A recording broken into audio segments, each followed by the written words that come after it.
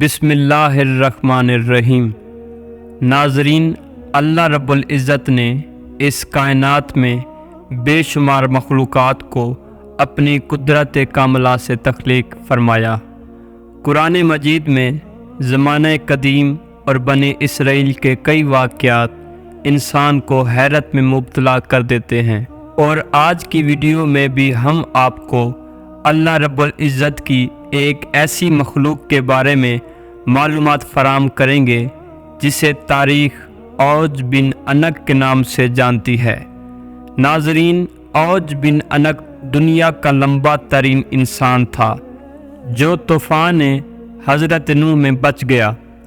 طوفان نوح میں اوج بن عنق کے علاوہ کوئی بھی غرق ہونے سے نہ بچ سکا، ماں سوائے وہ لوگ جو کشتی نوح میں آپ علیہ السلام کے ساتھ سوار تھے۔ اوج بن عنق کی نجات کا سبب یہ تھا کہ حضرت نوح کو کشتی بنانے کے لیے ساگوان کی لکڑی کی ضرورت تھی۔ اللہ رب العزت نے حضرت نوح کو حکم دیا کہ کشتی بناؤ۔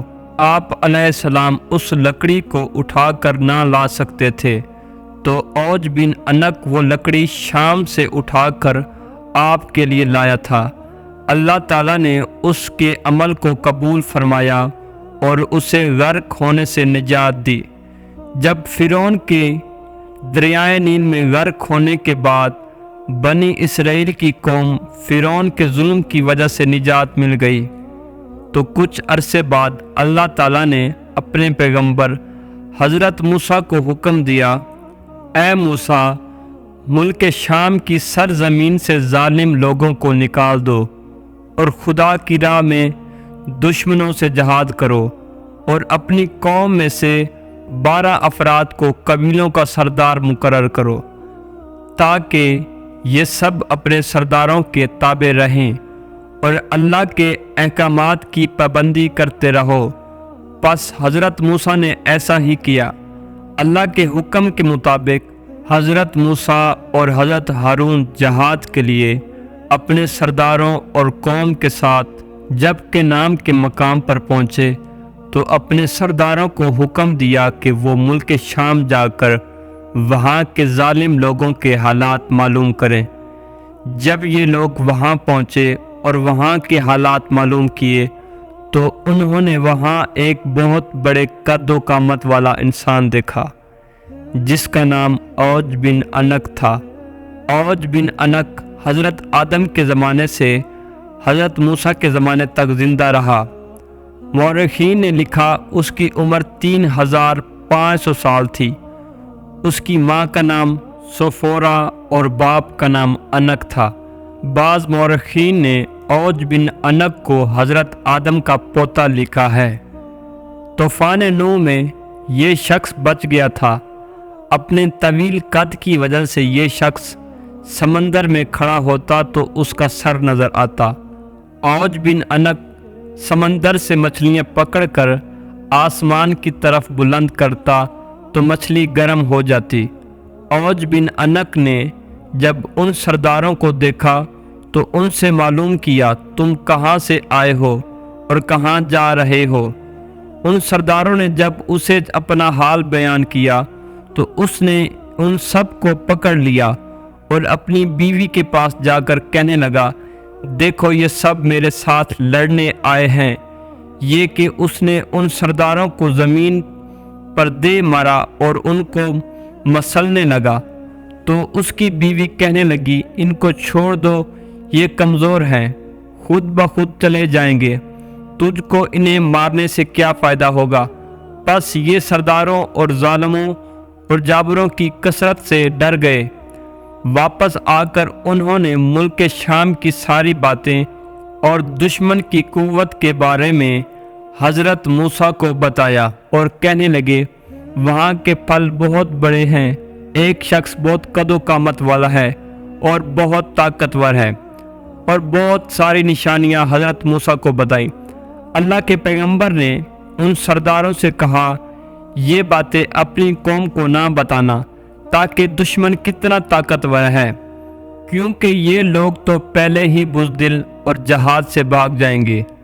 حضرت موسیٰ کے اس حکم پر 12 سرداروں میں سے صرف 2 سردار اپنے وعدوں پر قائم رہے، باقی 10 سرداروں نے عہد شکنی کی اور قوم کے لوگوں کو وہاں کا سارا ماجرا اور اوج بن عنق کے ہاتھوں پکڑے جانے کا واقعہ بتایا۔ جب حضرت موسیٰ کی قوم نے سارا واقعہ سنا تو وہ ڈر گئے اور جہاد سے کترانے لگے اور واپس جانے کی تیاری میں لگ گئے۔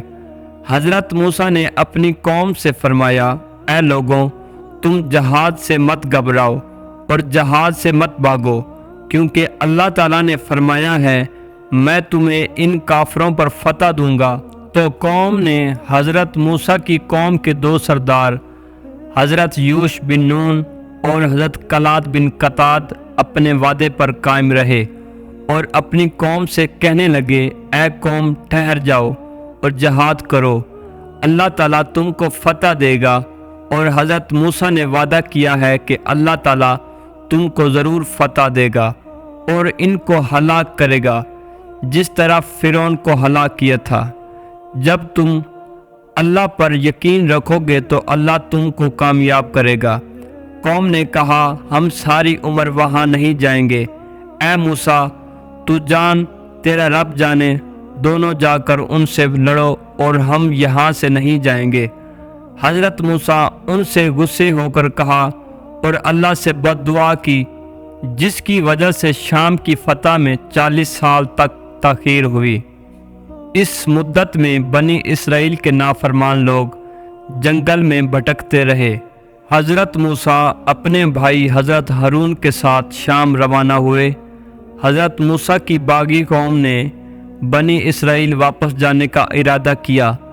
تمام رات چلتے رہے، مگر جب صبح ہوئی تو دیکھا جہاں سے روانہ ہوئے اب بھی وہیں ہیں۔ وہ سمجھے کہ حضرت موسیٰ کی بد دعا سے یہ حال ہوا ہے۔ تب یوش بن نون نے ان سے کہا، اس میدان میں ٹھہر جاؤ اور صبر کرو اور استغفار پڑھو جب تک حضرت موسیٰ شام فتح کر کے واپس نہ آ جائیں۔ بنی اسرائیل کی قوم کے 6 لاکھ افراد حضرت موسیٰ کی بد دعا سے 40 سال اس جگہ سے نہ نکل سکے۔ اس جگہ کا نام طیہ ہے، جو فلسطین، اردن اور مصر کے درمیان ایک میدانی علاقہ ہے۔ حضرت موسیٰ جب اوج بن عنق کے شہر کے نزدیک پہنچے تو لوگوں کی ہیبت ناک شکلیں دیکھ کر ڈرے اور اللہ کی مدد مانگ کر آگے بڑھے۔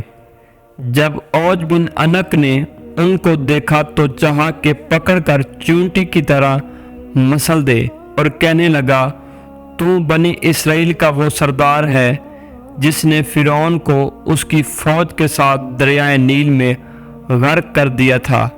یہ کہہ کر اس نے حضرت موسیٰ پر حملہ کر دیا۔ حضرت موسیٰ کا قد 70 فٹ تھا اور انہوں نے 70 فٹ اچھل کر اپنا عصا، جو کہ حضرت موسیٰ کے قد کے برابر تھا، اوج بن عنق کو مارا تو وہ گر کے ہلاک ہو گیا۔ کہا جاتا ہے کہ اوج بن عنق کی لاش 40 سال تک وہیں پڑی رہی۔ اس عرصے میں اس کا جسم گل سڑ گیا، صرف ڈھانچہ رہ گیا تھا۔ جب حضرت موسیٰ اور حضرت ہارون جہاد سے سرخرو ہو کر واپس لوٹے تو اس کے ڈھانچے کو اٹھا کر دریائے نیل پر رکھ دیا اور ایک عرصے تک وہ ڈھانچہ دریائے نیل پر پل کا کام دیتا رہا۔